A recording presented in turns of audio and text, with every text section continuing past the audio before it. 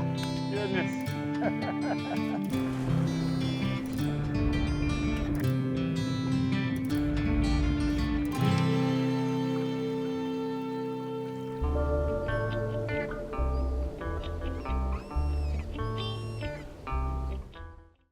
Evan Geiselman's a pro surfer from New Smyrna. Everything that I've seen about him, he enjoys the water. You know, it seems like fishing or surfing, it doesn't matter. If it surrounds the water, he loves to do it. Evan Geiselman, I'm 24 years old, and I'm from New Smyrna Beach, Florida.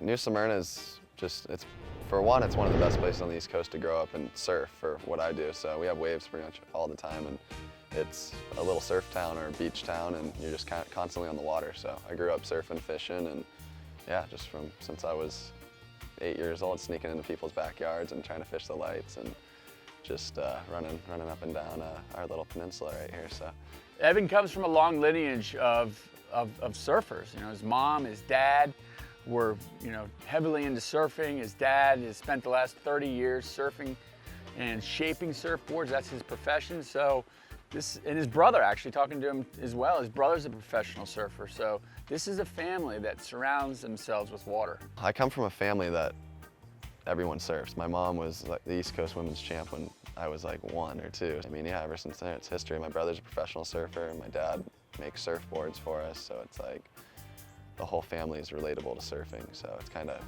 it's what I knew from such a young age and kind of all I know, you know. For my job, I'm on the road probably 8 months out of the year, I would say. And I mean, when I get 2 weeks, a week home, I mean, I cherish every moment home. It's like, that's kind of like a vacation for me, being home. So I've had the last couple weeks home, and I've cherished every moment and fished a bunch. And yeah, it's my vacation. So being home is some of my favorite time of the year. Yeah, so the plan, how we started out, our couple days hanging out, we went out to my dad's factory and George ordered a board. And I ran Orion Surfboards. This is Evan's dad, Greg. This dude's been building boards for 30 years. Evan's a pro surfer, and what better way to get boards than your dad, right? How's it going, man? How you doing, Greg? He actually built me a board for this trip. That's right. Getting you ready for it. Oh, show it to me, man. I'm excited to see it.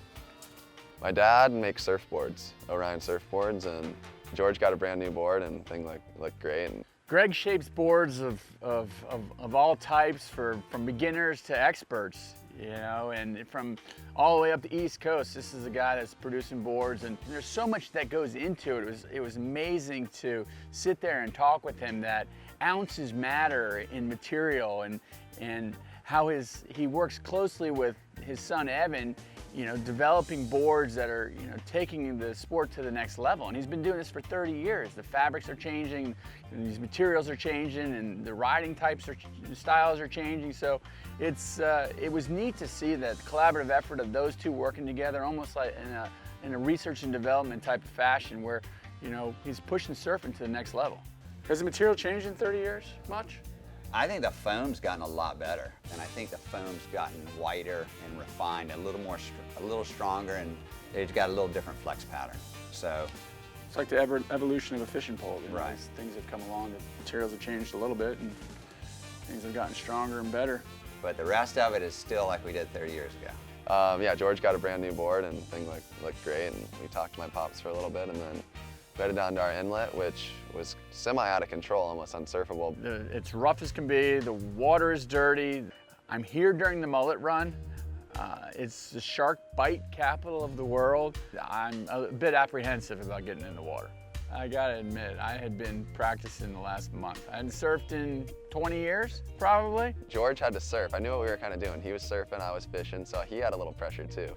You don't realize how out of shape you are until you get on a surfboard and try to swim out a couple hundred yards.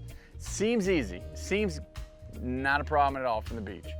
But when you get out there and you're duck diving and going under waves and you're short of breath and you want to die, it's not good.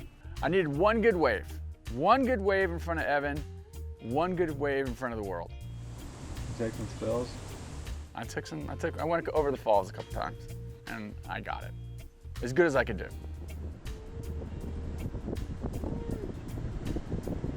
It's slaying. Are you kidding?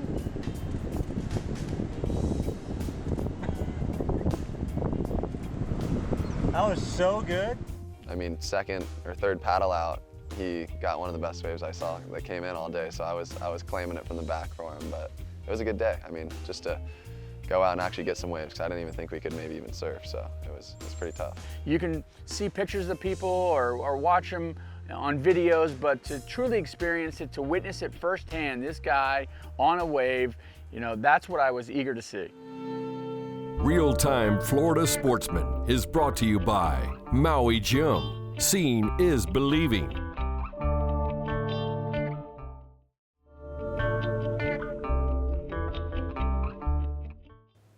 For fun, I like to fish. I like to fish and play a little golf. Sometimes you get dealt not ideal cards. We got rain today. We already surfed, we can't fish. So, we're not gonna let a little rain stop us from playing golf. Surfing's my passion, fishing's a great hobby, and golf's another passion.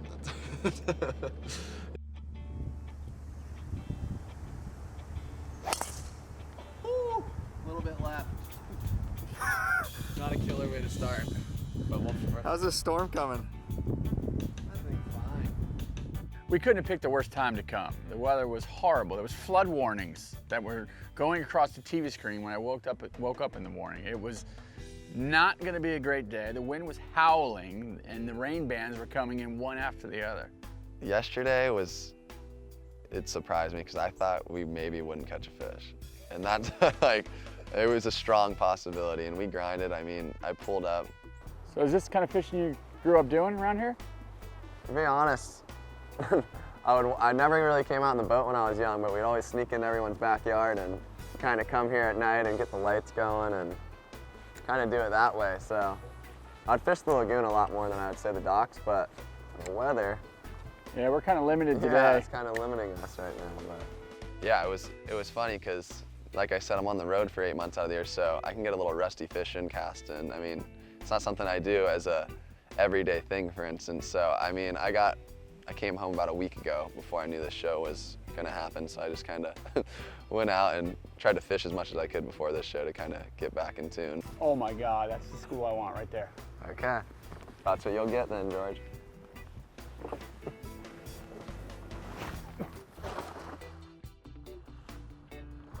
Oh, game time. That's gonna be the best chunk bait you can get right there. Can you open that net well for me? I think you got a few, George. Let's go fish. We go through all that bait. It's been a good day. Well, yesterday we kept it as positive as we could. I mean, we were getting rained on and 30-knot winds blowing at us, and it was freezing, and we still joked around. And George is pretty outgoing guy, man, and he's really funny. One of the coolest guys I've fished with for sure. Dude, I don't think I'm holding bottom with the 8 ounces. We pulled up at this bridge and I threw out like a rig that I would never throw out in a million years.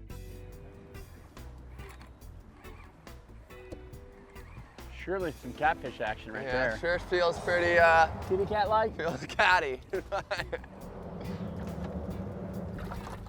Circle hook. It's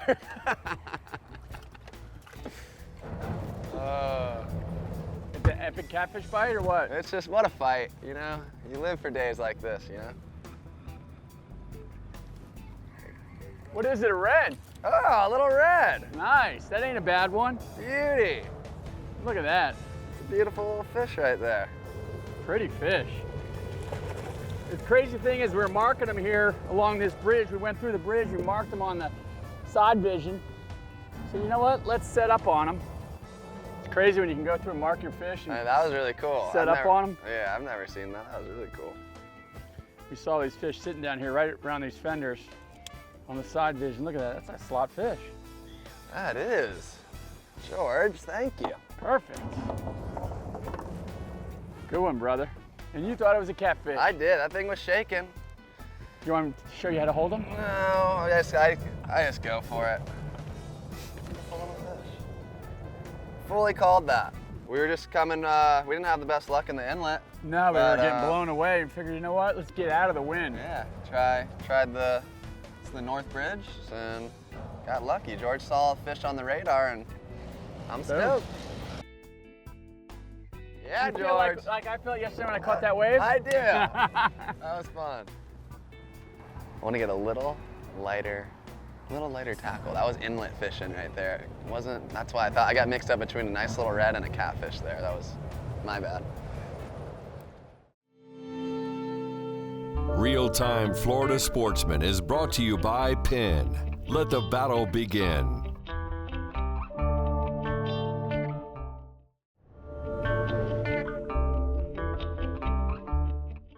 My outlook on New Smyrna, I think it would be a pretty general sum up of it's a beach town. Everyone comes here. It's kind of known for always having a wave, and you can get in the water and surf almost every day out of the year. So we have a pretty heavy surf community here, and a heavy fishing community too, with Mosquito Lagoon down the road. So I mean, it's the ultimate just kind of little water town. You got surfing right there. You got the fishing, the Mosquito Lagoon right down the road too. So I mean, just grew up surfing and fishing. Seems like a great place to grow Yeah, up. I wouldn't change it for the world. Making a living what you doing. Exactly. I have Love limited time fishing because I'm on the road probably 8 months out of the year, I would say. So So you didn't have the typical high school years, right? You kind of things were a little bit different for you. You were, surfing professionally even back then. And on the road quite a bit. Yeah, What was that like? I mean, I stopped doing normal public school in 8th grade, and then I was pretty much full on like, okay, this is what I'm going to do. I'm going to try to be a professional surfer. And my parents, everyone supported me, and it was full on, and had really good sponsors behind me and all that. And yeah, I've been on the road since pretty much, 13, 14. I mean, it's been pretty much full on ever since then. And All that traveling, what's the coolest place? It's hard to narrow it down to one, but I went to Tahiti when I was 16, and it's been like a one and done trip for me. I've never been back. And it's the most beautiful place probably I've ever been in my life. Really close. Really good surf, huh? Yeah, it's pretty crazy. And it's like an ultimate surf trip with your buddies. Evan's at the highest level. I mean, talking with him, he's trying to get to the top 30 in the world. And it's funny that he's doing something that he loves to do, that so many people have a passion for, that do just for fun. And it's almost like fishing. It's the same thing. I make a living fishing, he makes a living surfing.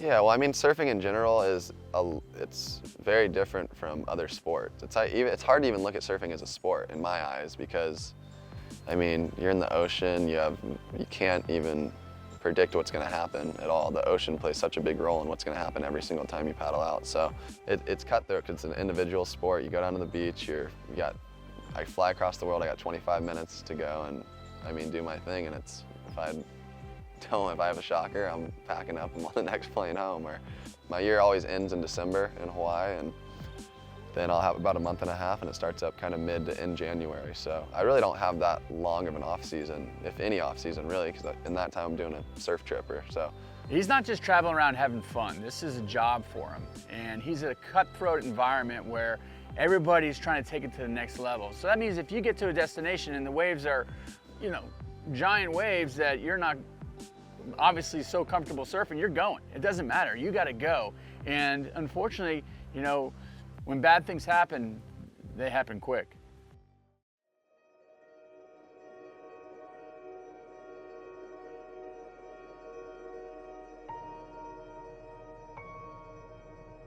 Yeah, being from Florida, and for instance, we always go to Hawaii, and I had a pretty bad wipeout over there a couple years ago, and the day wasn't ideal for surfing by any means, but there was a day that no one was out, and I felt like there was an opportunity maybe to get a good wave, and it was pretty bad pipe, but there was some crazy waves coming in, and that's kind of always the time that I'm like, whoa, I'm out there, like this is sick, I'm gonna try to go get a good one. Basically walks out of the reef house with his cup of coffee, and two corners come in, and they blow their guts out, two lefts. He's like, sips his cup of coffee and just thinking nothing of it. Oh, we're out there, boys, we're blowing it, we need to be out there. And the weirdest part to me was like my conscience talked to me like, hey, what if your brother got hurt or like drowned today?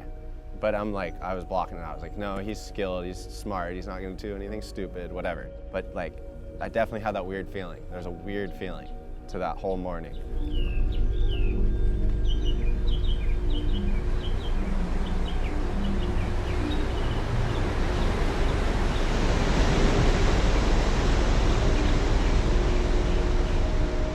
Like, the ocean's so unpredictable. I hit my head on the reef, I got knocked out, and I had a guardian angel really, and Andre Botha, who's a professional bodyboarder, who saved me. And yeah, I was black and blue and was gone for in most people's eyes. And I mean, I got through it, and it was probably one of the biggest eye-openers for me in my whole life, you know, just kind of stepping back and realizing what's important in my life. And yeah, I mean, it just kind of brings the big picture. Like for yesterday, for example, I mean, that was a joy for me, and I had a blast. Even if we wouldn't have caught a fish, I had a blast. So it just kind of opens everything, and yeah, kind of step back and kind of get a little teary-eyed talking about it. But it was, I'm just happy to be here.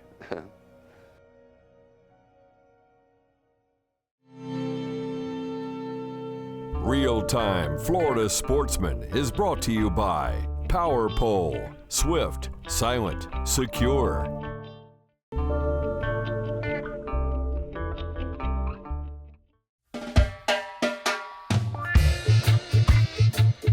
There's very few things that are important as the fish hook when you're fishing. This is the connection between you and the fish, and this is the reason that you don't waste your money and you buy the best. More times than not, the size of your bait is going to dictate the size of the hook that you use. If I'm using a big mullet, I'm going to go to a big J hook or a big circle hook, maybe 8-0 or 9-0. That's important when you're using a 12-inch bait. When I'm scaling back to a small white bait, 4 or 5-inch white bait, I'm going to use a 3-0 or a 4-0. So it's really important to match those things together.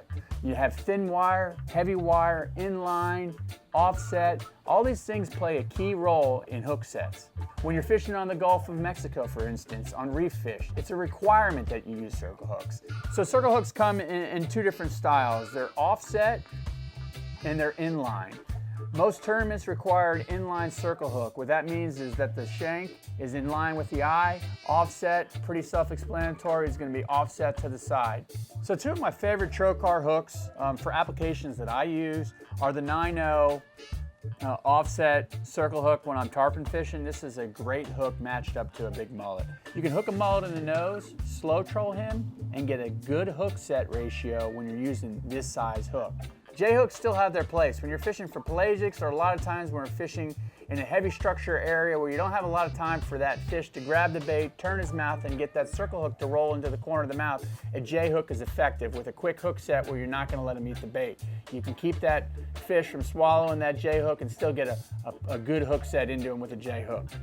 These come in thin wire and thick wire. This happens to be one of my favorite for white baits. This is a 4-0 live bait hook from Trocar. It's a great bait paired up with a 4 or 5-inch white bait. Trocar hooks are surgically sharpened. You're going to get deep penetration with less power, and you're going to stay connected with those fish. Trocar comes in a wide variety of styles and sizes of hooks to meet your needs. Whether it's saltwater or freshwater, thin wire, heavy wire, J hooks or circle hooks, or even treble hooks, Trocar's got you covered. We were looking for redfish.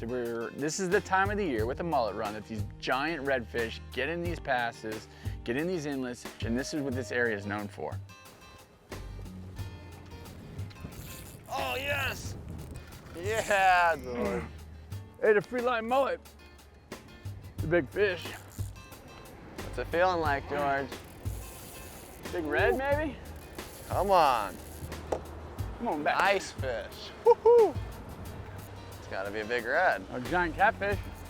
That's a big fish. Now that's a big red.